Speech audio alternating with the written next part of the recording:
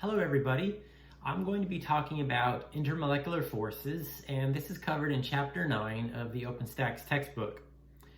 Intermolecular forces really require you to remember electronegativity, Lewis structures, a little bit about dipoles and polarity and covalent bonds, and it's very, very important moving forwards in organic chemistry and biochemistry courses that you might experience later. So inter means between two things. So intermolecular means between two different molecules. And there are three types of intermolecular forces you will encounter mainly. There's hydrogen bonding, there's dipole-dipole forces, and London dispersion forces. Now, intermolecular forces are very useful. They can be used to predict the solubility of different things, boiling points of compounds, and they can be used to predict whether two things will stick together. We call these adhesion or cohesion, and also viscosity. The hydrogen bonding is the most important property because it's the strongest intermolecular force. And hydrogen bonding is a cohesion.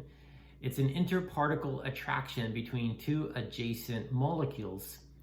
Here you can see two molecules holding hands. That's a good way to think about cohesion. And these two water molecules are held together by hydrogen bonding. The hydrogen bonds of water make life possible. Here's a picture of some leaves, and because of the waxy acids, carboxylic acids that are present in leaves, the water tends to beat up much like water tends to beat up on a waxed car. We'll talk more about this in the future.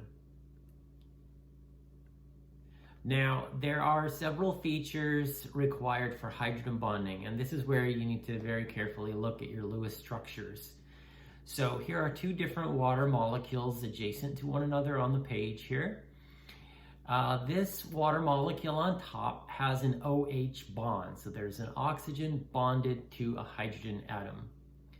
The other oxygen atom in the water molecule has a lone pair, and this is the required features that you need for hydrogen bonding. Okay, and what we do is we draw a hydrogen bond as this dashed purple line. Okay. And it's really just a dipole bond. A partial positive and a partial negative are attracting to each other, but it's very strong, and so we call it a hydrogen bond, even though it's not a covalent bond. Hydrogen bonding is also apparent in adhesion, and this is an attraction between two different types of molecules. In this case, we're going to be talking about water and glass. So here you can see these cartoons holding hands once again, but the molecules are different. On the left, you see a very complicated ball and stick drawing of glass, which is a silica, SiO2, and on the right, you see a whole bunch of water molecules. If you look carefully, you can see some dotted lines between the red oxygen atoms and the white hydrogen atoms of different water molecules and the surface of glass. Now, we know that water adheres to glass because of a meniscus that we observe very commonly in graduated cylinders, for example. And so that's because water is adhering to the glass surface through hydrogen bonding. Let me take you through the Lewis structures. So here's a fragment of glass on the left. You can see silicon and oxygen and a hydrogen, okay? And on the right, we have a Lewis structure for a water molecule. Now, glass actually has OH groups on the surface of the glass, and these are called silanol groups. And there's an OH group or an OH bond in the silanol or the glass surface that I've highlighted in yellow. Once again, we have a water molecule that has a lone pair on oxygen, and these two interact through hydrogen bonding. I like to think of that hydrogen between the two different oxygen atoms as the monkey in the middle, you know, if you've played that on a playground as a child, okay? So why do we have hydrogen bonding between these elements? Well, oxygen, nitrogen, and fluorine are three of the most highly electronegative elements in the periodic table. Remember, electronegativity increases to the upper right of the periodic table, and that's where you can find oxygen, nitrogen, and fluorine. And because those atoms are extremely electronegative, the oxygen-hydrogen, nitrogen-hydrogen, and fluorine-hydrogen bonds are very polar, okay? And remember that a polar covalent bond creates a dipole, okay? That's a polar covalent bond. And those partial positive and partial negative characters of the polar covalent bond create electrostatic interactions between other atoms, and we call those hydrogen bonds, okay? They're just a type of electrostatic attraction, okay? And so if you look at this figure on the bottom, you can see a water molecule on the left, and we have a delta minus above that oxygen. That means that there's a partial negative charge on that oxygen. And if you look at the water molecule on the right, you can see how the hydrogens are labeled delta plus. And that means there's a partial positive charge on that hydrogen. And once again, we just need to simply remember that opposites attract. Positive and negative charges are attracted to one another in chemistry. And so because of the extreme polarity of the OH bond, the delta plus and delta minus are a little bit larger than what you would normally expect in covalent compounds. It's so much so that we have a special type of bond. We call that the hydrogen bond, okay? So it's not a solid line, it's just a temporary bond between those two different water molecules, okay? Now, there are two requirements for hydrogen bonding, okay? The first requirement is that you draw your Lewis structure and you must physically have an OH bond, an NH bond, or an FH bond. That's criteria number one.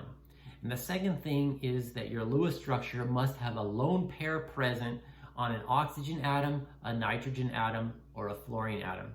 And those are the two requirements. Let me take you through some practice problems now. Okay, so let's draw some Lewis structures for methane.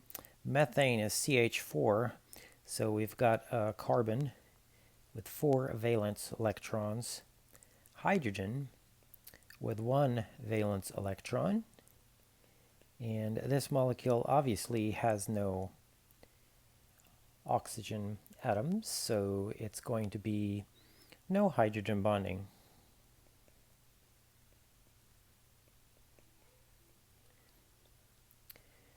Let's look at methanol. Methanol is CH3. So this is a CH3 unit. And then there's an OH. So there's O and then H. And so carbon has 4 valence electrons. Hydrogen has 1 valence electron. Oxygen has 6 valence electrons. So let's go ahead and make our bonds here. And this molecule has an oxygen with a lone pair, and it physically has an OH bond. So this guy here can undergo hydrogen bonding.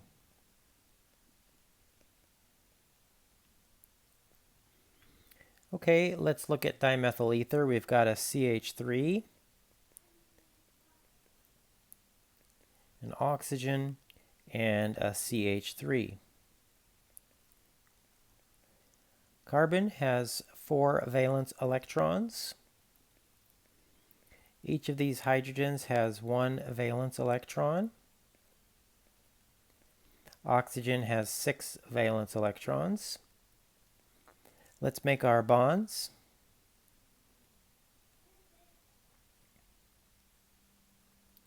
And yeah, so carefully make your covalent bonds, which are 2 electrons.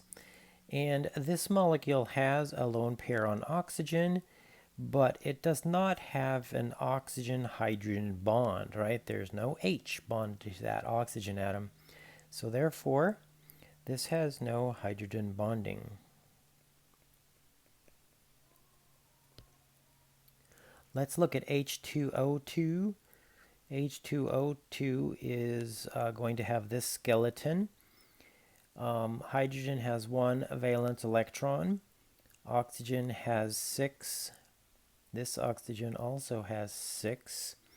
Let's create our covalent bonds and let's analyze. So we've got oxygen with a lone pair, and we physically have an oxygen-hydrogen bond.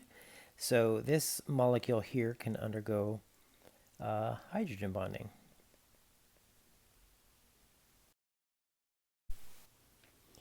NH3 has a nitrogen in the middle, 3 hydrogens. Nitrogen has 5 valence electrons. Hydrogen has 1 valence electron. Let's create the covalent bonds here. And let's analyze this structure. So we have a nitrogen with a lone pair, and we have an NH bond. So this guy here can do hydrogen bonding.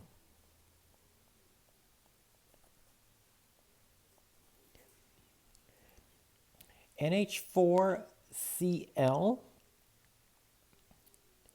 So this is going to be a molecule that looks like this.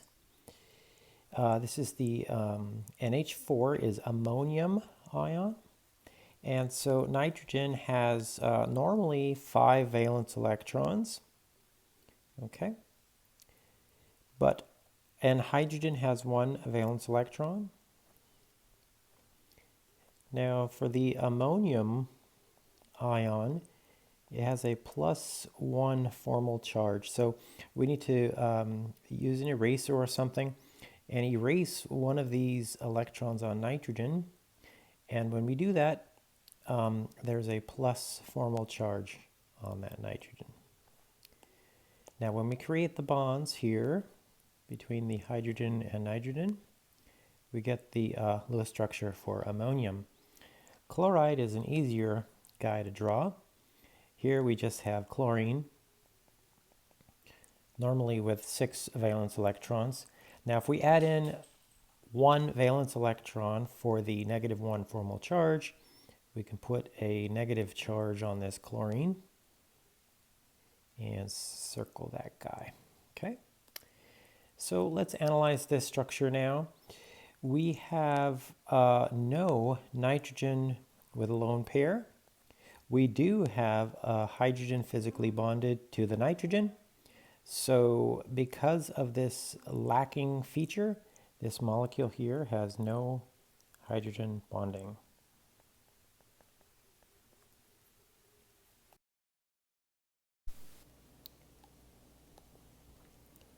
To do this problem, you have to realize that inter means between, so we need to draw 2 molecules side by side or one above the other.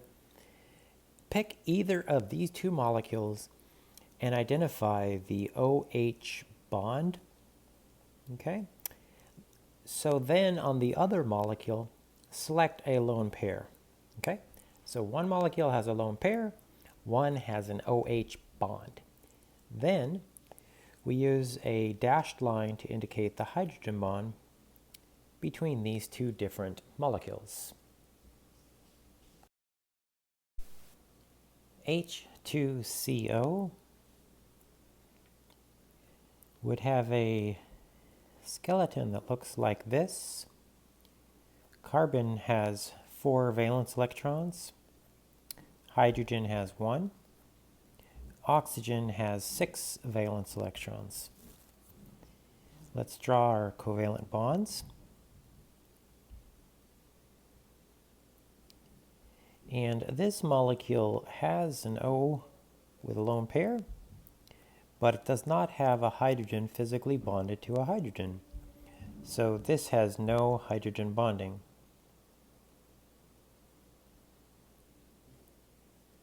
Our other molecule, CH3OH, has C with the 3 hydrogens.